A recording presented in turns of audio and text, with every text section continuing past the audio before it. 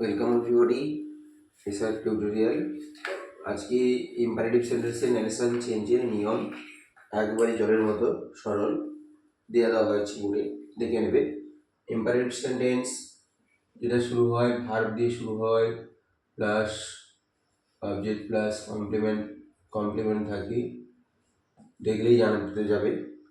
তাহলে সেই ইম্পারেটিভ সেন্টেন্সে ন্যারেশন চেঞ্জের ক্ষেত্রে রিপোর্টিং ভার্ব কিভাবে পরিবর্তন হয়। রিপোর্টিং ভার্ব সেড বা সেটু থাকলে টোল্ড হবে, কখনো টোল্ড, কখনো আস্কড, কখনো অর্ডার, কখনো অ্যাডভাইসড, কখনো কমান্ডেড, কখনো রিকোয়েস্টেড হবে।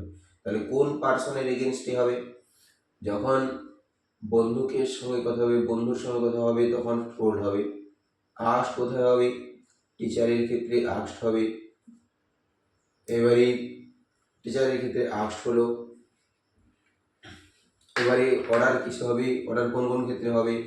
অর্ডার টিচারের ক্ষেত্রে হতে পারে, পেরেন্টসের ক্ষেত্রে হতে পারে, সেন্স অনুযায়ী বসাতে হবে। অ্যাডভাইসড কোথায় হবে? অ্যাডভাইসড পেরেন্টসের ক্ষেত্রে হতে পারে, কখনো পেরেন্টসের ক্ষেত্রে হবে, কখনো টিচারের ক্ষেত্রে হবে। এভাবে আমরা পরিবর্তন করব। কমান্ডেড কোথায় হবে? যখন সৈন্যদলের কমান্ডার যখন কথা বলবে তার সৈন্যদের সঙ্গে, তখন সেটা কমান্ডেড হবে।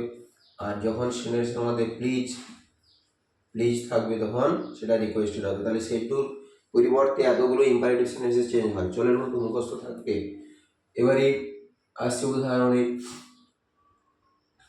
হি সেড কমা দিয়ে ডোন্ট শাউট, চিৎকার করো না।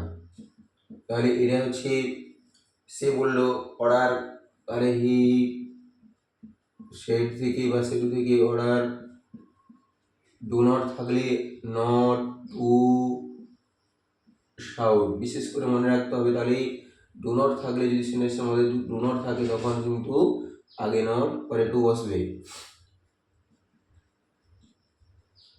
Father said to me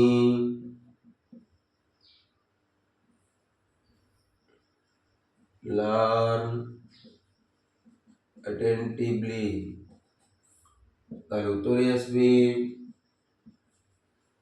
father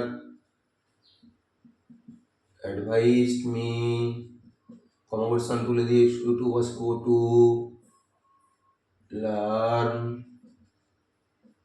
attentively. The old man said, please help me. তাহলে উত্তরে এখানে করব দি ওল্ড ম্যান সেড কে সেটাকে প্লিজ থাকলে রিকোয়েস্টেড, প্লিজ কেটে রিকোয়েস্টেড শুধু কমা কোশ্চেন তুলে মূল ভার্বের টু বসে টু হেল্প, পার্সন চেঞ্জ করতে হবে হিম। জলের মতো মুখস্থ থাকবে এই ন্যারেশন নিয়ম ইম্পারেটিভ সেন্টেন্সের। পরবর্তী ভিডিও পাওয়ার জন্য অবশ্যই চ্যানেলটিকে সাবস্ক্রাইব করে রাখবেন।